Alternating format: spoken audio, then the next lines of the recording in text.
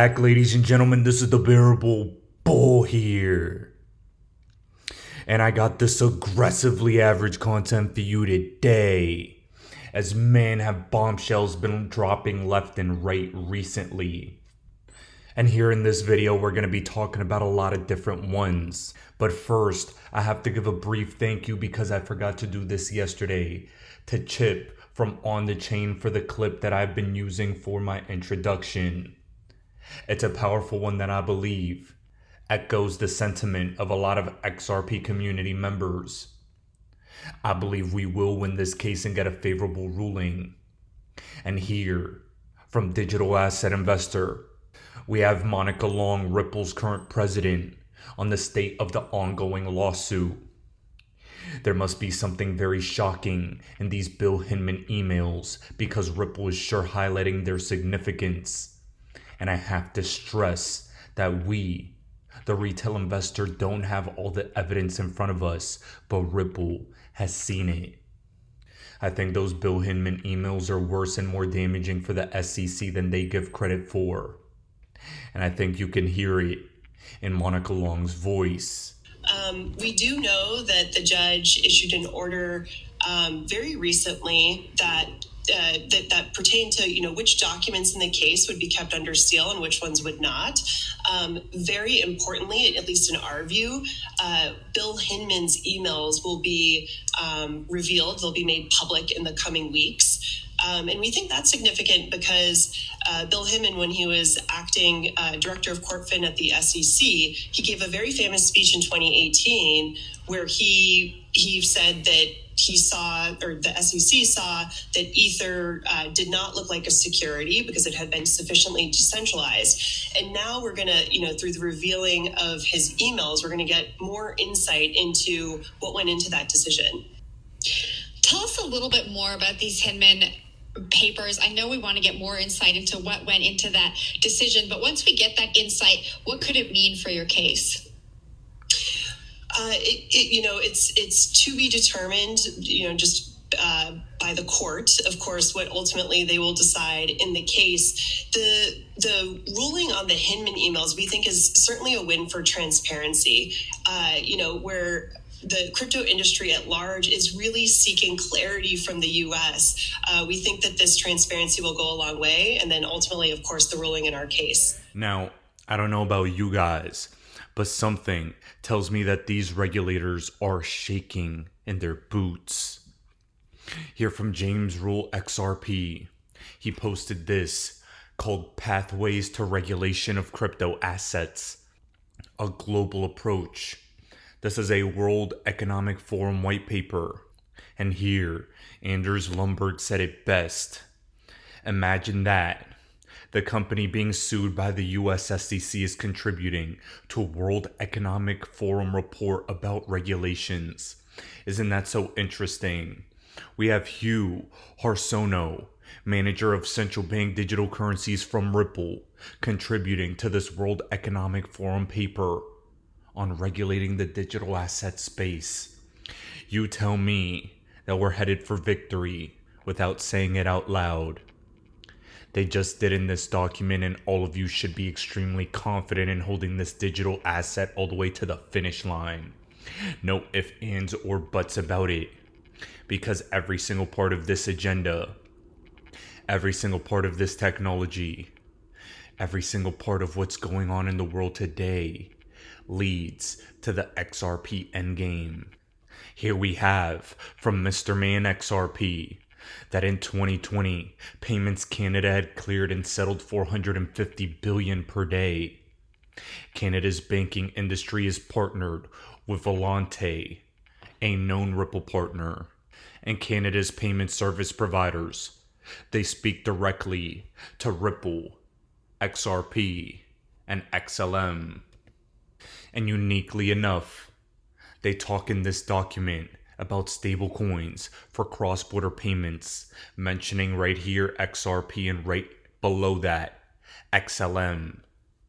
The unique language of stablecoins continues to be mentioned for Ripple's XRP and XLM. And that's just something to always keep in the back of your minds. At Payments Canada, we dedicate ourselves to the delivery, operations, and governance of payment systems that are innovative, secure, and globally connected. In 2022, Payments Canada's systems cleared and settled more than $450 billion of payments every business day.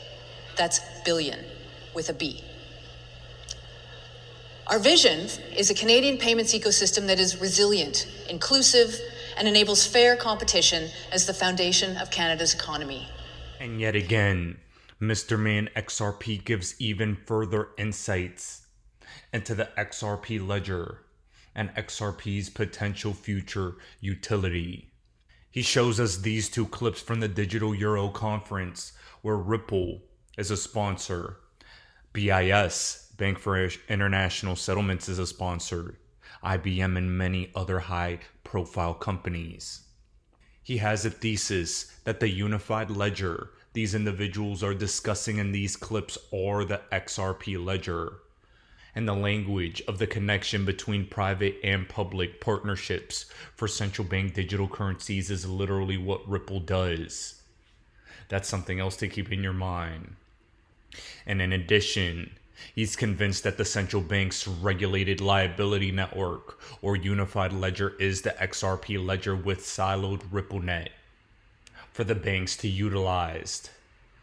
These clips essentially tell you that they're going to use XRP without explicitly saying they're going to use XRP.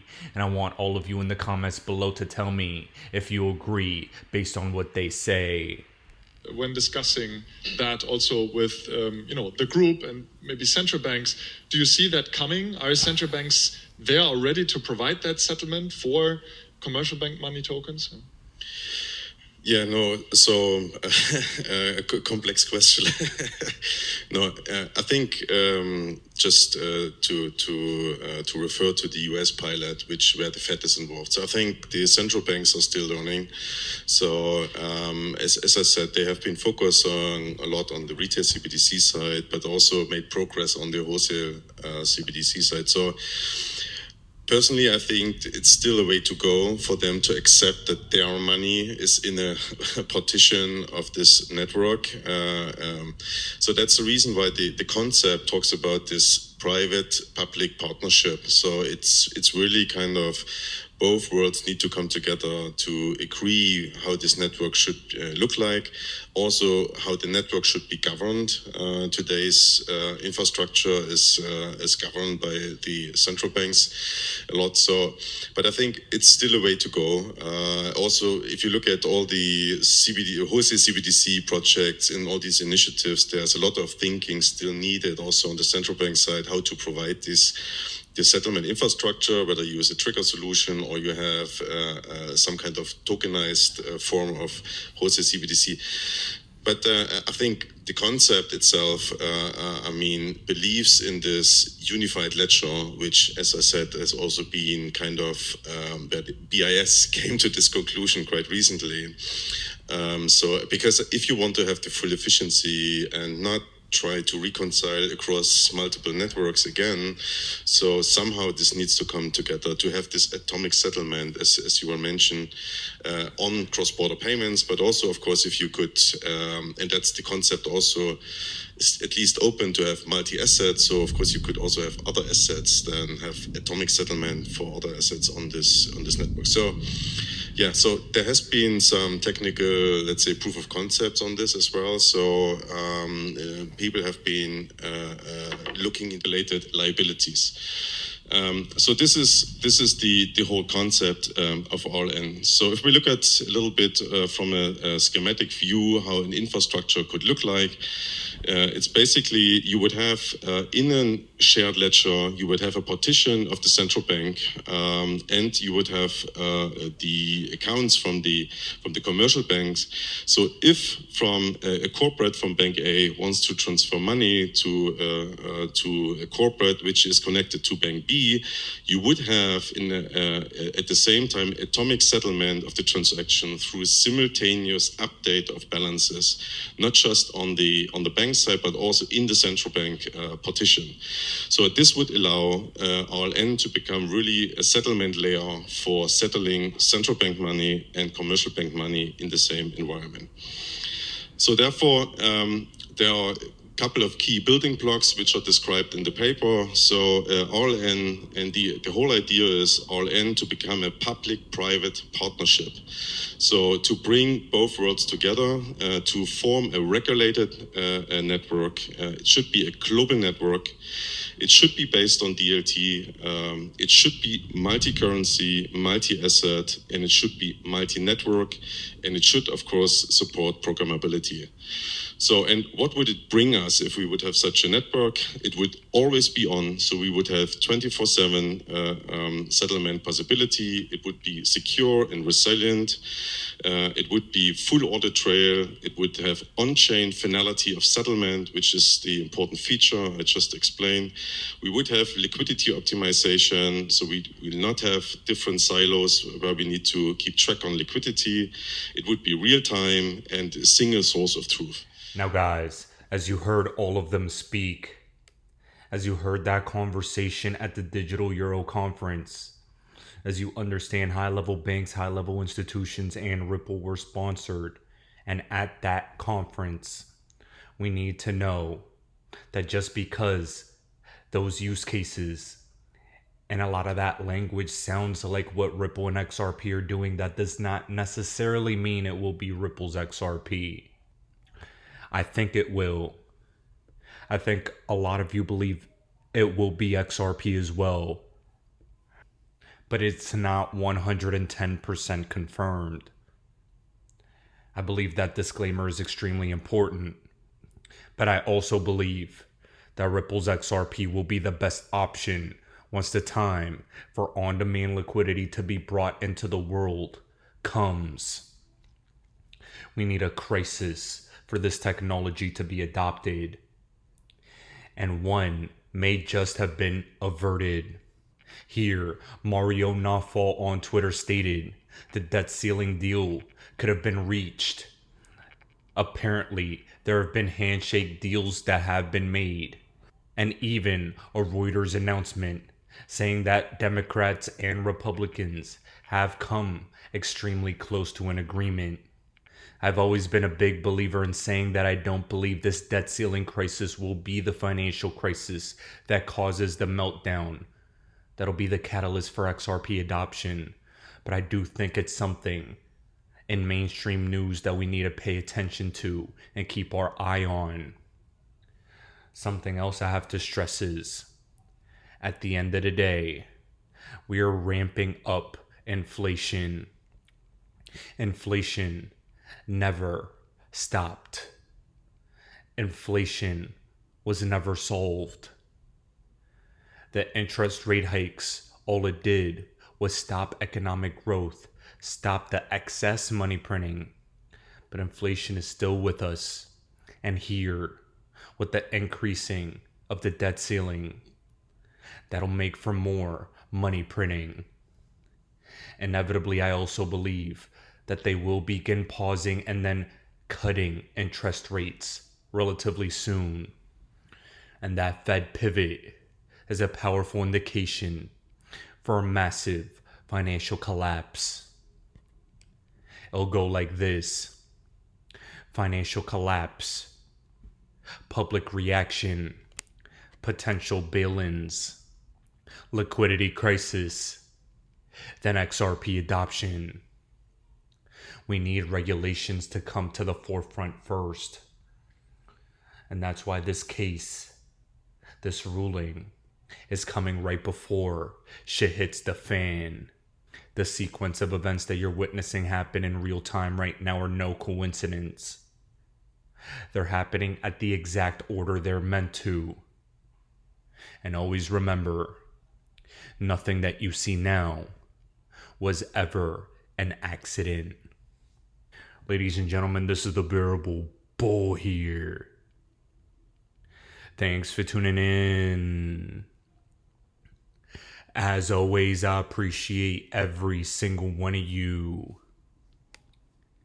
Now I'll be back tomorrow with another video. Speaker McCarthy and I have had several productive conversations. U.S. President Joe Biden on Thursday said he and top congressional Republican Kevin McCarthy were closer to a deal to cut spending and raise the government's $31.4 trillion debt ceiling, with little time to spare to head off a default that could devastate the economy. Speaking at a White House event, the Democratic president said Republicans are pushing for steep cuts that would increase wait times for Social Security claims and decrease the number of teachers, police, and Border Patrol agents. I don't believe the whole burden should fall on the backs of middle class and working class Americans. My House Republican friends disagree. A deal would only set broad spending outlines, leaving lawmakers to fill in the blanks in the weeks and months to come. Any agreement will still have to pass the Republican-controlled House of Representatives and the Democratic-controlled Senate. That could prove a challenge, as some right-wing Republicans and many liberal Democrats have said they were unhappy with the prospect of compromise. White House Press Secretary Karine Jean-Pierre. We know this vote will require, again, Democrats and Republican votes, which means that when you negotiate, when these negotiations happen, both sides have to understand that neither side is going to get everything that they want. A U.S. default could upend global financial markets, push the U.S. into recession, and, according to the chairman of the Joint Chiefs of Staff, Mark Milley, threaten national security. I think there's no doubt whatsoever that there would be a very significant negative impact on the readiness, morale, and capabilities of the United States military if we defaulted. But I think it would be very, very significant, without a doubt, and it would have absolutely clear, unambiguous implications in national security. Even as negotiations continue, McCarthy prepared to let lawmakers leave Washington for a week-long holiday recess, but said they would return if needed for a vote. Why do I hold XRP? Because Ripple's the chosen one to lead the new global digital payment system, and they use XRP. In 2013, the Federal Reserve began looking for faster payments options. 2 years later, an action plan was born and a federal payments task force was created. It included one company focused on crypto, Ripple. In 2014, the World Bank and Better Than Cash Alliance, which includes the Bill and Melinda Gates Foundation, Clinton Global Initiative, and the governments of 32 countries, put out a report called The Opportunities of Digitizing Payments. 1 year later, the Better Than Cash Alliance featured one crypto company on their website, Ripple. Today, Better Than Cash Alliance and all other UN initiatives are focused on a single agenda: the Sustainable Development Goals for 2030. You can see the SDGs logo on Bill Gates' lapel, world-leading companies, the Better Than Cash Alliance website, and on the UN's official exchange, Exchange. What crypto is Exchange officially utilizing for their carbon credit solution? XRP. The world will move to a new international standard for exchanging electronic messages between financial institutions by 2025 called ISO 20022. Who was the first ISO 20022 member focused on distributed ledger technology? Ripple. Who's partnered with over 300 financial institutions, including Bank of America, American Express, PNC, Santander, SBI, HSBC, Standard Chartered Bank, Bank of England, India, Singapore, Scotland, Australia, and Indonesia, the largest banks in Japan, Canada, Egypt, the Middle East, United Arab Emirates, Thailand, Morocco, Bhutan, South Korea, Brazil, and Latin America? Ripple. Who is a former employee overseeing the Federal Reserve? Ripple. A former employee overseeing the world's largest asset manager, BlackRock's digital asset division? Ripple. Leading Australia's CBDC effort? Ripple. Who hired a former Treasury of the United States? Ripple. 2 former Federal Reserve attorneys to their board? Ripple. 2 former Clinton and Obama advisors, former Minister of Defense and Economics of Germany, former business director at Swift, former Swift board member, former CFO of PayPal, former head of the DTCC, former chief business officer at Uber, former VP of Amazon, and former SEC chair on their legal team? Ripple. Who's a member of the Digital Pound Foundation, Digital Dollar Project, Digital Euro Association, Mojaloop, IMF's high-level advisory board on fintech, Hyperledger Blockchain Consortium, Open Payments Coalition, Faster Payments Council, Global Payments Steering Group, Cross-Border Working Group, International Association for Trusted Blockchain Applications, Crypto Climate Accord, University Blockchain Initiative, World Wide Web Consortium, and a featured partner of the World Economic Forum with 3 members of their team directly listed on the WF website? Ripple. Now, does Ripple and XRP sound like they're going to disappear, or do they sound like they're part of a much bigger plan? You decide.